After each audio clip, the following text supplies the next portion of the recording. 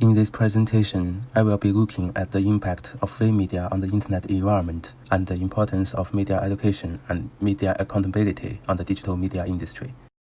Nicholas Negroponte, in his book Being Digital, describes the rise of free media and mentions that with the help of easy-to-use web publishing tools, permanent online connections, and increasingly powerful mobile devices, online audiences can become active participants in creating and disseminating news and information. About 2003, the weblog attracted the attention of mainstream media. The well-known blog or microblog is the most active and surprising form of participation, which can allow anyone with the right talent and energy to spread widely on the network. Posts that report on China's entertainment and media outlook for 2018 to 2022 mentions that China's internet advertising will reach $16,808 million in 2019, and China's total internet TV revenue has reached $2.4 billion in 2017. In the 2017 survey report on the living conditions of China's free media practitioners, and 56.7% of them work in industries that do not match their professional backgrounds. In a world due to the popularization, low threshold, simple operation, low credibility, and the low standard of some relevant laws, China's free media industry is not well developed. Under such a big background, the popularity of free media in China far exceeds that of blogs due to the promotion of microblogs, Baidu, and other platforms. Whenever the free media uses the media as a tool, at the same time, we should think about what our responsibilities are. Since the media age, everyone is the premise of the media. When everyone shares internet content, should everyone have the same social morality and responsibility as a media person? This question is relatively related depending on whether you are a web media person or an all media person. If you are a TV media person, when sharing content on the internet, the first thing to follow is the direction of public opinion. You should consider what direction of public opinion is generated when the content is published on the internet, whether it will cause some unnecessary disputes and conflicts, whether it will give voice to most groups in society, including us on behalf of the party, and whether it will bring some influence to policies, including policymakers. Although these impacts vary from large to small, this is the responsibility. Since the free media age, everyone can write and express their own opinions. When everyone acts as the media, it is the fact that many things are pieced together to make us see the whole thing. Maybe it is, maybe it isn't. The act of sharing is very important. This kind of situation sometimes happens. After a car accident or a violent incident, some traces or even horrible scenes will be left in the ugliest scenes. At this time, the internet will be filled with various photos and videos from the scene. People will click on the video without warning or noting in advance. Children playing with adults' cell phones may see some bloody pictures, which is not conducive to the development of physical and mental health. The act of sharing is very dangerous act while conveying joy. How can this kind of situation be avoided or reduced? Morality refers to whether what you publish has positive energy or not. If it is positive, it is an internet sharing content with social morality. As a media person, the first thing to do is to divide the issue of clear direction. If it is not positive energy, it is to spread some negative or bad news. We do not recommend to spread such content. This is a sense of responsibility. Similar to the first question, first of all, the information to be sent must be examined by some media, whether it is a car accident or an emergency. If it is especially bloody or violent, it must be judged whether it passes or not. If it is passed, it is necessary to block the mosaic. For example, if there is a serious impact in a car accident, it is necessary to block the mosaic so as to prevent some minors or some lawless people from using these pictures or video areas to do some bad things. Therefore, it is very important to mosaic and review the content. Since the free media era needs popularity, there must be topics and stories, and it must be fast, ruthless, and accurate. So many things are incomplete, intentional, and emotional. After being falsely accused, it is usually useless to deny and clarify when those behind clarified. Due to the very large volume of traffic changes, many people may see it. When there was a picture saying that the parking lot was on fire, the media began to reprint it, confirming that it had passed through photo processing, but it had already been shared many times. At this time, the number of views had already exceeded the number of views refuting the rumor. So what is the importance of media education to netizens? How to improve or purify today's media environment? The importance of education lies in that what is spread must first to be positive. For the netizens on the network, their ability to distinguish right from wrong is not as well known as that of professional media person. As a professional media person, media education requires netizens to have the ability to distinguish right from wrong.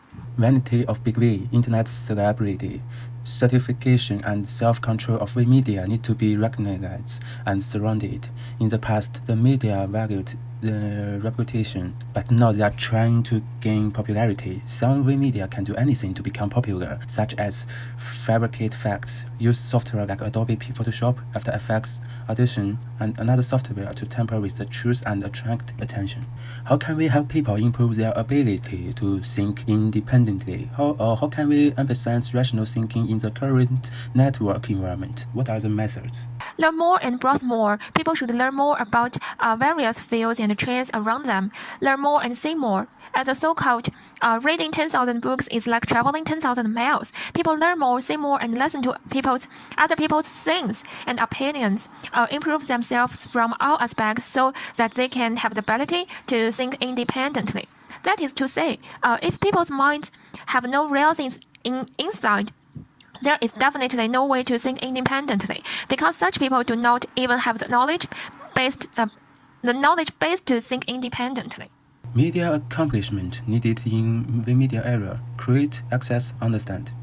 We should learn to understand the current media, whether media reporters report bias, whether they hold subjective consciousness, bias and emotion when content is produced. Which ways can help readers understand the media and look at the reporter rationally?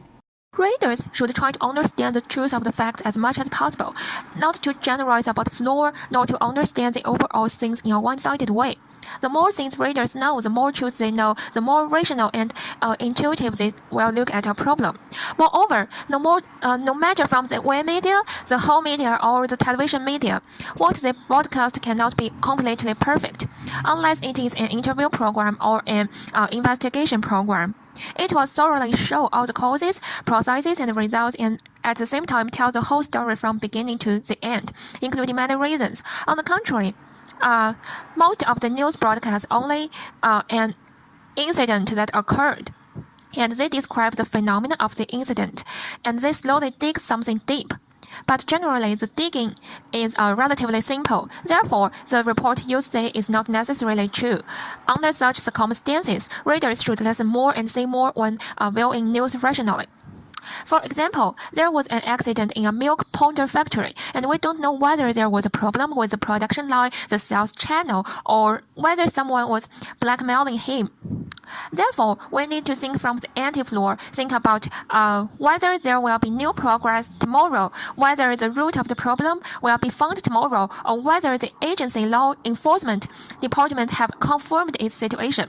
Only in this way can we make a final conclusion and confirmation. People don't know whether the information is true or false, and they will have information anxiety. For many online bloggers, especially those who focus on popular science or rely on foreign comments, music, or some popular culture like film to produce content to gain attention. Sometimes they have to learn from the content of foreign media, translate and process it in Chinese, then change their name and publish it. How do you view such phenomena, and whether they constitute infringement in the face of borrowing or translating the content or materials produced by other authors? How can one ensure the quality of content in one's own articles while respecting the original authors and failing to constitute infringement? Foreign countries, media infringement will be especially serious, and violators will be investigated for legal responsibility. Why is the legislation of Chinese media, especially the news media, particularly imperfect? Let me tell you something background. In fact, the internet was imported from the United States. At that time, in order to obtain information from China and other countries, including news, the United States pushed the internet and seized such an excuse that today we are going to build an internet that will quickly turn everything in China or some part of the world in the Soviet Union into big data for us to understand each other. Although it was launched by them, in fact, China's internet is more developed than any other country. Every time something happens, that is, Sina, Weibo, and Baidu will broadcast all the news. Therefore, China's internet market is particularly strong. The fact of China's internet is that the legislation is not perfect. And it is especially convenient to reprint some of China's content abroad. The Chinese media will not pursue infringement or anything. So when it comes to infringement in China, from my work experience, there is such a phenomenon, but it is rare. Joined the macro blog and reprinted a piece of news from TV media. We will not pursue the matter without involving any interests or infringing on some of our bad floor. However, if someone reprinted this thing in the society caused a particularly big public opinion or caused a negative impact on us, which will involve infringement, then we will pursue. And this is the current situation in China. In today's media environment, how can one protect one's intellectual property rights and creative achievements? Or what measures can one take to prevent others from embezzling, watching manuscripts, and other infringement acts? The only way is to rely on legal means. In terms of legal channels, people must have a particularly strong legal awareness. That is to say, only with a particularly strong legal awareness can such people protect their property rights of labor and intellectual achievements. Otherwise, there is no other method. After interviews, it is not easy to improve the media environment. It needs to be improved from many aspects and needs the support of government north. Since the media era, everyone needs to create their own high-quality network environment. If you don't create a good environment for yourself, it will do it for you. So improving the network environment is a big project, and the media environment will get better and better through the accumulation of knowledge from the media.